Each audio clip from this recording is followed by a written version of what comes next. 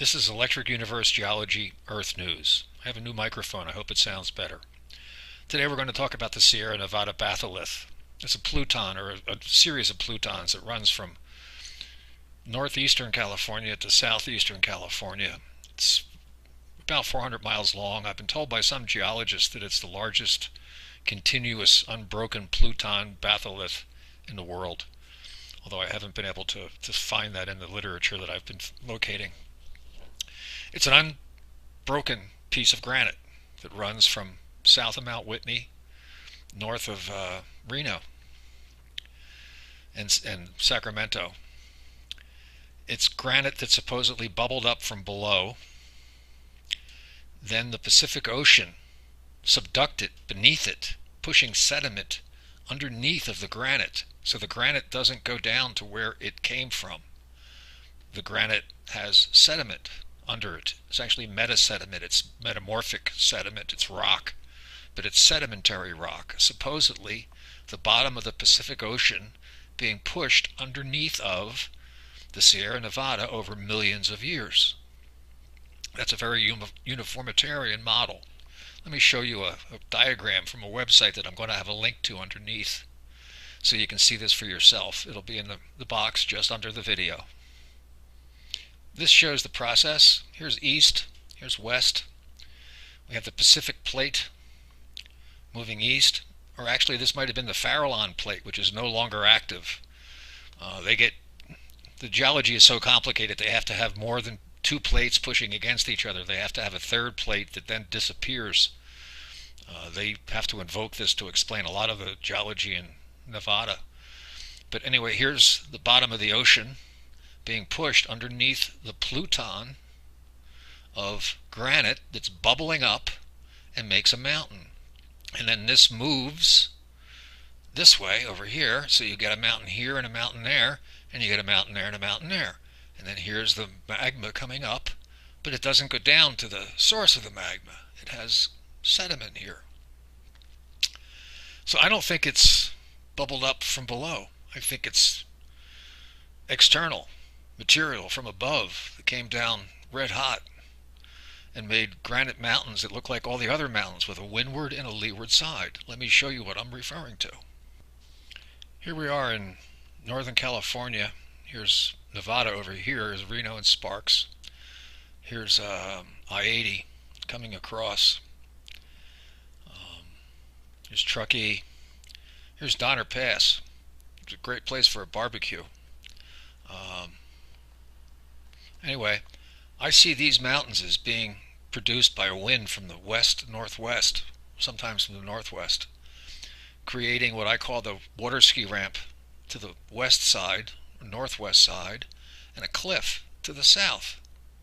And this continues all through the Sierra. Here's the cliff, here's the water ski ramp. What's interesting is they use the water ski ramp, the relatively smooth side, for skiing, because the cliff side is just too steep. You'd kill yourself. So you have all of these cliffs on the southeast side and all these nice smooth ramps on the northwest side, and it goes all the way down the Sierra, all the way down to Mount Whitney. Although when you get down to Mount Whitney, it starts to change a little bit. This is all part of the batholith. I've got pictures of this one right here. You can see here's the water ski ramp, windward, and here's the cliff on leeward. All of these formations have this all the way down to Mount Whitney, which is down around here, down by, actually it's right around here, down by Lone Pine, which is here.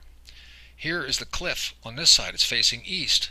The wind seems to have been wrapping around as it came further south. So here it's coming in more from the east, making the leeward side much more easterly than it is up on the northern side. But here's the cliff, here's the water ski ramp. The water ski ramp runs all the way down to the Kern River, and then you get another cliff and you get another water ski ramp.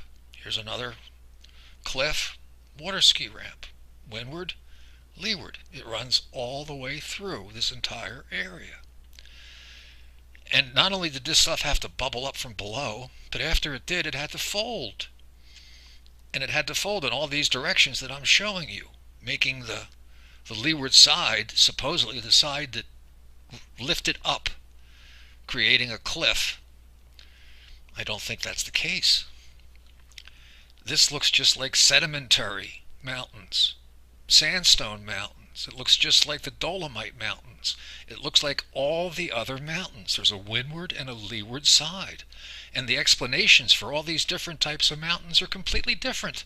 They shouldn't look anything like each other. I once asked a geologist, why do these different mountains with different explanations all look the same? And his response was classic. He said, that's what nature does, which is a pretty pat answer for any conceivable question. All you got to do is say that's what nature does, and you win. Although I think he lost. So now let me show you some pictures of what we've just been looking at on these maps. I guess it's best to start with a map to show you what it is that we're looking at. This next picture you're going to see, I and some friends are standing right around here. There's a bridge. This is Donner Pass Road. 80s to the north. It's the main highway. This is the old highway. This is where the Donner Party tried to get across and didn't make it in the 1800s. Anyway, in the picture you're about to see, I'm looking south, down here. This is a cliff. This is windward. This is leeward, I believe. The train comes along here with tunnels because of avalanches that used to fall down on them. And you can see layering in the granite. And if it bubbled up, I don't see why it would have layering similar to the layering you see in sedimentary type mountains. Sand dune type mountains where you see layers that build up on the windward side. So next is the photograph. Here's where the train from San Francisco to Chicago runs. They had to build these wooden sheds to keep the avalanches from crushing the trains. This is the western side. This is the eastern side. There's a cap rock up here that's very distinct. It's different than the rest of the mountain. Then you have all these layers, all trending to the west. I don't see why that would be the case if it bubbled up from below and then folded. But if it came from the sky and built up layer after layer on the windward side, this is exactly what you'd get. Exactly. It's like perfect. This shows the layers even more clearly, all trending to the west. And all of the layers tend to trend this way with a few exceptions. Some of the formations down low seem to have been different, as if they were a different wind direction. And then the last ones, the high ones, the end of the process, everything seems to be from the west. Here we have Ben Davison suspiciously, easy for me to say, looking at the layers. And these actually trend in a different direction, but they're down much lower. This could have been earlier in the process. Wind different. Later the wind changes and builds on top of this formations that trend to the west. This trends a little bit to the northeast, so it's an anomaly. Here we have Convict Lake just south of Mammoth Lakes. Some convicts escaped, I think from Reno, and they captured them here and hung them. Hence Convict Lake. But this is the southwest facing side. This is the cliff. This is leeward. On the other side it's nice and smooth. So this is just one more example. All of these are what happens when you have a welded tuff process. You get formations that look just like this. I'm about to show you a couple more. This is just west of Lone Pine. This is Alabama Hills. They're really bizarre, molten, funky, bubbled hunks of granite that they use for all kinds of movies. Westerns, Humphrey Bogart, everything. And then here are the Sierras. Here are the formations that remind me so much of welded tuff, of true welded tuff that is supposedly from volcanoes, according to geologists. And back here is Mount Whitney. These again remind me of welded tuff. They're like cousins. And it shouldn't look anything at all like it. If it bubbled up from below and folded, they've got nothing in common. Here we have Mount Whitney. This is leeward. This is the cliff. I wouldn't try to ski down this. but you can ski down the backside real easy. It's like a water ski ramp. It's all so consistent all through the Sierras, all around the world, as if the material rained down from the sky. Let's take a look at some welded tuff. This is geologist approved welded tuff. The wind supposedly was coming towards the camera. This is leeward. These remind me of Whitney. It seems as if the current density goes up and down, where you get a formation like this, and then for a while it might not be as gnarly rock. It might be more erosion prone layer behind it, and then you get hotter. And I think that's what makes the patterns on Mount Whitney and the eastern slope of the Sierra, is these types of formations forming, and then you get a little bit of dirt behind it, and that dirt erodes, and it gives you those effects that you see in the Sierra. Here's another formation on Highway 50 just west of South Lake Tahoe. Again, it trends to the west, just like most of the others.